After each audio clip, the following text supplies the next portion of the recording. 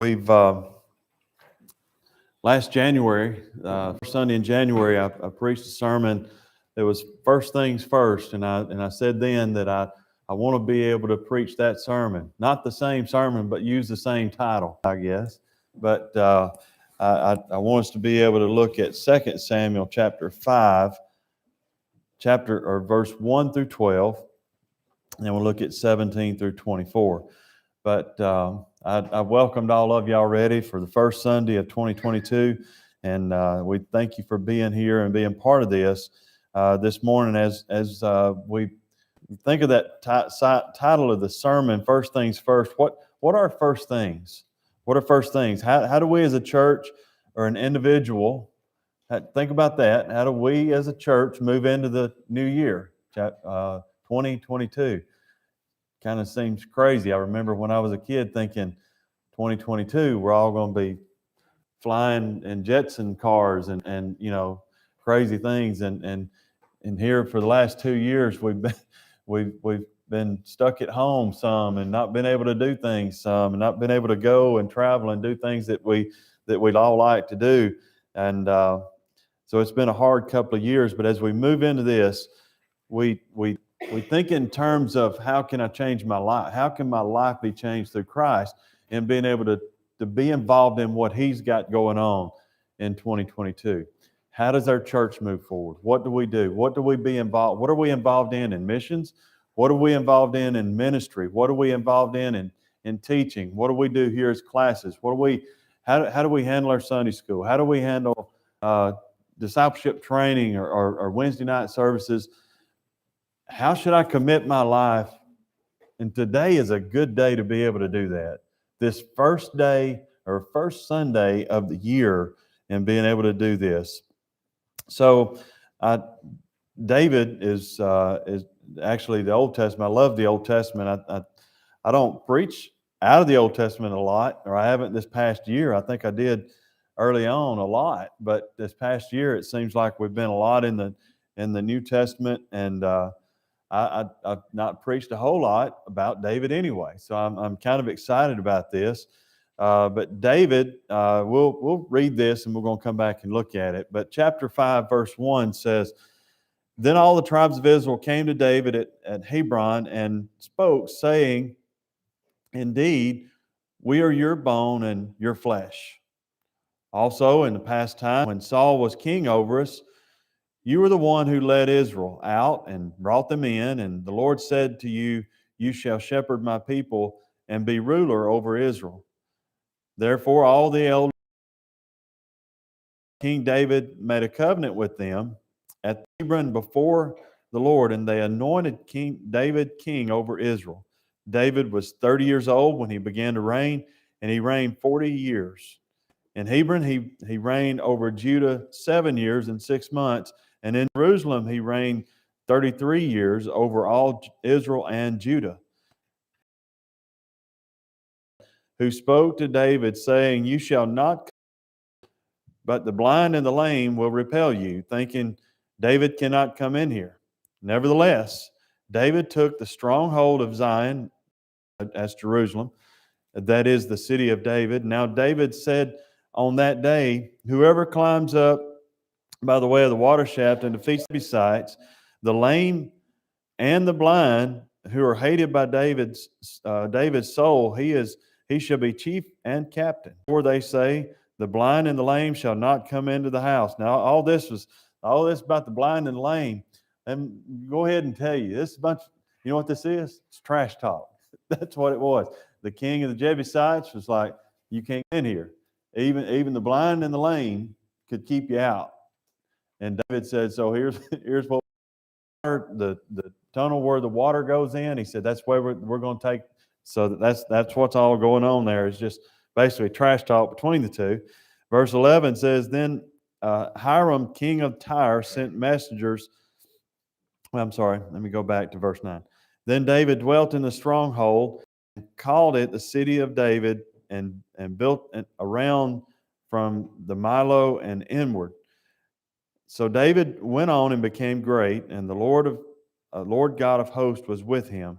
And then Hiram, king of Tyre, sent messengers to David and cedar trees and carpenters and mouse.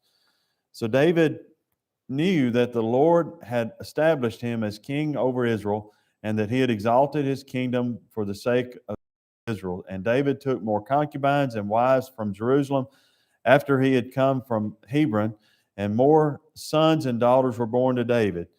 Now, as these were the names of those who were born to him in Jerusalem: Shammah and Shobab, Nathan, Solomon, Ibhar, Elisha, Nebeg, Japhia, Elishama, Elida, and Eliphilet. Horrible with these names. And now when the Philistines heard that they had anointed David king over Israel, all the Philistines went up to search for David, and David heard of it, and they went down to the stronghold. The Philistines also went and deployed themselves in the valley of Rephaim. So David inquired of the Lord, saying, "Shall I go up against the Philistines, and you will deliver them? Will you deliver them into my hand?" And the Lord said to David, "Go up, for I will doubtless deliver the Philistines into your hand." So David went to Baal Perazim, and David defeated them there. And he said, "The Lord has broken through my enemies for me. Life is like a breakthrough of water." Therefore he called the name of that place Baal Perazim. And they left their images there, and David and his men carried them away. Then the Philistines went up once again, and deployed themselves in the valley of Rephaim. Therefore David inquired of the Lord, and he said, "You shall not go up and circle," he said, "You shall not go up and circle around behind them, and come upon them in front of the mulberry trees. And it shall be, and when you hear the sound of the marching in the tops of the mulberry trees, then you shall advance quickly. For the Lord will go out before you to strike the camp of the Philistines."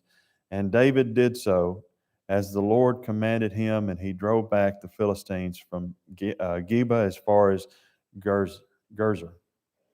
So as we look at this, David is really starting a new chapter in his life. He knew that he was going to be king of Israel. That was already prophesied, and Samuel he knew that through the prophet Samuel.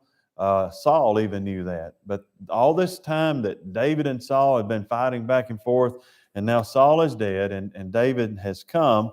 He's come up to take this city that we know even today as Jerusalem. So this morning, as we look, I want to be able to focus on, not on all of this, but I just want us to be able to focus on some of this chapter. Is number one, I want us to be able to see or recognize what is priority in your life. What was priority in David's life? Priority in David's life at this point in his life was Jerusalem. Why was Jerusalem a priority to David? I mean, did they not already have enough land? Did they not? Well, there was a strategic location about Jerusalem. And if you've ever been, maybe you've been to Jerusalem, I don't know. But if you've ever studied about Jerusalem, Jerusalem is up on a hill, and there's a wall. It's a hill on every side. So it was very hard. It was very hard for an army without the Lord anyway to be able to invade Jerusalem and overtake Jerusalem. That was done. We know that the Babylonians did that. But it was very hard, and God allowed that to happen. There's that whole story that we don't have time to deal with. But it was a strategic thing that David were to be able to have Jerusalem. But it was also kind of foretold even prior to that this would take place. But who's in Jerusalem now? Well, it used to be occupied by the Amorites, and then the Jebusites took the city when the Israelites started taking control of the new land. If you can go in Joshua chapter 10, verse 5, and read about that. But Jerusalem was even mentioned before that. Jerusalem was mentioned in Genesis chapter 14. It was mentioned as Salem, not Jerusalem. Now, there's how you get that is that the end of the word is Salem, Jerusalem. So it was called Salem in Genesis chapter 14, and there was a king there. There was a king there, but he was also a king and a priest. And his name was Anybody know? Melchizedek. Yeah. So this king and this priest is actually a prefigure or a view of what we would have Jesus Christ. Nobody was priest and king. I mean, you either had priests or you had kings, but Melchizedek was priest and king, and he was priest and king in this city that we know today as Jerusalem. So Abraham, they won this big battle. They come in and he worships God, and the priest there in Jerusalem at the time was Melchizedek, and he did something else that was odd and strange to be able to do. Anybody remember what he did? You remember, Mark? Melchizedek went out to congratulate Abraham, basically, and Abraham tithed. Yeah, he tithed. That's where Abraham tithed 10%. He gave that in worship to God. So when we give money today, when we tithe, this is still a form of worship that is done. It shouldn't be something that's just cold done. There's my money, I given to the Lord. It's a form of worship that we should be able to do this. It was a form of worship for Abraham that Abraham did this. So here we are. We see this in Melchizedek, and we also see this area mentioned again in Genesis chapter 22 in Mount Moriah. So this was what happened at Mount Moriah. Does anybody remember what all happened there? You remember Abraham and his son who? Isaac. This was where Abraham was going to sacrifice Isaac. So this is a very, very important place. It always was an important place to God. And it was through the Old Testament. It was through the New Testament, because in Jerusalem it's where the temple was. It's where all the priests were. It's where Jesus was crucified. It's where ground zero. And guess what? And it's still here today. It's still here today. You can actually go to it, and you can see Jerusalem today. And it's still a big deal. If you don't believe Jerusalem is a big deal to an Israelite, just go ask them. And Jerusalem or Israel became a country again in 1948. Just not that far, not too long ago, they became a country again. And there was something that actually happened the last couple of years. The United States Embassy was not in Jerusalem, and it was moved back to Jerusalem. President Trump moved. That was a big deal. I don't know if you remember it, but that was a big deal for Israel, and it was actually a big deal for everybody outside of Israel too, because they didn't like it. Israel liked it. So Jerusalem is a special place to God. It's a special place to David, and he knew that. It was already prophesied to do that. Jerusalem is a special place in the future. There's going to be a future New Jerusalem. And you remember studying in the book of Revelation when we were talking about that. The New Jerusalem comes. So it's, man, there's so much about this city. The one thing that I've always found interesting, and talking about countries and countries in the world being able to support and be partners with Israel, is and Jerusalem being the central of that really is as long I've always heard that as long as our country supports Israel, we're in good shape. We need to be able to supporting Israel, and I believe that. But you think about what is in the central locality of Jerusalem, actually in the name of it. Do you know what's in the center of Jerusalem? What's in the center of the word? USA. Isn't that neat?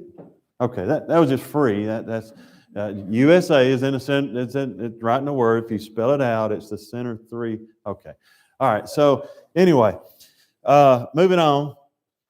Jerusalem has always been vital to God, and Jerusalem was also vital to David. So this morning, I want to ask the question, what is vital to you? What is priority? Because the number one point in this is recognize what's priority in your life. David knew that he had to have Jerusalem, and that was priority. So what's priority to me? I know, well, my job's priority. School's priority. What's priority to you? Because this year, God is going to have something just as he did last year. Did you take advantage of the things that God had in your life for you to be able to do? Or did you step back and say, yeah, I think this is going to be, I think this is going to be a Mike year. I don't know how much of a God year it's going to be. It's going to be a James year. Did you allow that? Because Ephesians, if you would turn over there, I want to read this to you. Ephesians chapter 2, verse 10 says, we are his workmanship created in Christ Jesus for good works, which God prepared, somebody help me there, beforehand, that we should what? Walk in them. So God has certain things for us to be able to do in 2022. And this morning we stand right here at the second day of the year. We stand in a good spot to be able to be involved in what God's got going on for us. Let's make that commitment this year. Let's make that commitment today that that's what we do. Job chapter 5, verse 7. I want you to listen to this. Verse 7 through 9 says, yet man is born into trouble as the sparks fly upward. I know a lot of you have heard that verse of Scripture, read that verse of Scripture before. Yet man is born into trouble as sparks fly upward. In other words, we got a lot of trouble in our life. But as for me, I would seek God, and to God I would commit my cause, who does great things and unsearchable and marvelous things without number. Job says, but as for me, I would seek God, and to God I would commit my cause. This morning I want to ask you this question. Have you committed your cause to God? Have you committed your life to God? Or are we just kind of scaled back and, as long as I get to church on Sunday morning, everything's good. I can check that box and I don't have to worry about anything else. Have you committed your cause, or are you waiting on preaching to get over so you can go on to what's really important in your life? There may be a ball game or something that you want to watch this afternoon. There may be a TV show that you might want to watch, or you may need to, it's hunting season, and I've heard that the bucks are moving, and I really need to get out there this evening to be able to get me a buck. What are we doing? Are we committing, or have we done that in 2021? And are we going to do that in 2022? So I think one of the biggest problems that we don't commit our cause and commit our life to God. We need to be able to give ourselves as a living sacrifice, and we don't do that. I think we should understand that. What does it mean to give your cause? What does it mean to be a living sacrifice? It means to find out where God is working and get involved. If you've ever gone through this study, it's called Experiencing God by Henry Blackaby. I remember, he used Moses as an illustration, and he told Moses, he comes to Moses and he says, here's what I want you to be able to do. Go get the children of Israel. We're going to lead those guys up right out of there. Millions of people, and Moses is like standing in the middle of the desert, a sheep herder, and that's all he's been doing for the last 40 years. And God gives him something to do like that. And what's the first thing that Moses says? You got the wrong guy. I mean, that's not what he said, exactly what he says. But you, God, if you're God, you got the wrong guy, because I'm not prepared. I'm not ready. I'm not. And God, he took all that. He let Moses say what he wanted to say. And then what wound up happening? Moses committed his cause to God, and he went and he led the children of Israel. Not him, but he allowed God to do it through him. And that's what we're doing this morning. We're doing that. We need to be able to be involved in missions here at this church. We need to be able to be involved in ministry and teaching and organizing. That's such a big help to me, is when somebody comes and they've got the spiritual gift of organization, the spiritual gift of administration, to be able to say, all right, I can help you organize this. Because I think what we do, not just Crooked Oak, but I think churches crash because of this reason. So we got us a good preacher. We're going to let him handle all that. You know, that's what his job is to handle that. So let's rewind just a little bit and let's see if that's what it was. And I think we should pattern ourselves after a New Testament church. I really do. So what did they do? Everybody that was in the church was involved in the church. It wasn't a thing where they didn't have pews. They met sometimes in a cave. They met sometimes in a house. They met sometimes under a tree. But it was just a group of people. And when they got together, they were like-minded, and they were focused, laser focused on being able to get the message of Christ out to the rest of the world. And they knew that they needed to start close, near, and far. They needed to be able to start where they were and be able to work out to the rest of the world.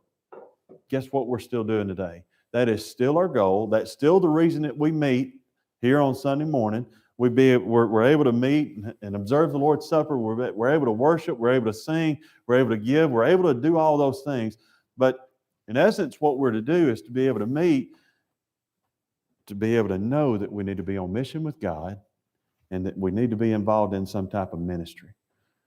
As we move into 2022, Baptist churches just eat up with committees. I think that's one of the things that probably drives a pastor crazy is, we've got a committee for this. So I want us to be able to look at things maybe a little bit different. Instead of having a bunch of committees, I want us to be able to have a mission team. You sign up, you're not just sign up, but you're committed to a mission team. What does that mean? I want to be involved in missions. Well, where? I don't know. We get that group over here. I've been calling this side the Pharisee side on Wednesday night. So the Pharisee side, not Pharisee side, but this. So let's just call this the mission side. And then this side over here is going to be the ministry team. So we got a mission team, we got a ministry team. From that point, this bunch over here is involved in ministry, involved in being able to be able to help nurture, to be able to help to teach, be able to help go take people food when they need it, to be able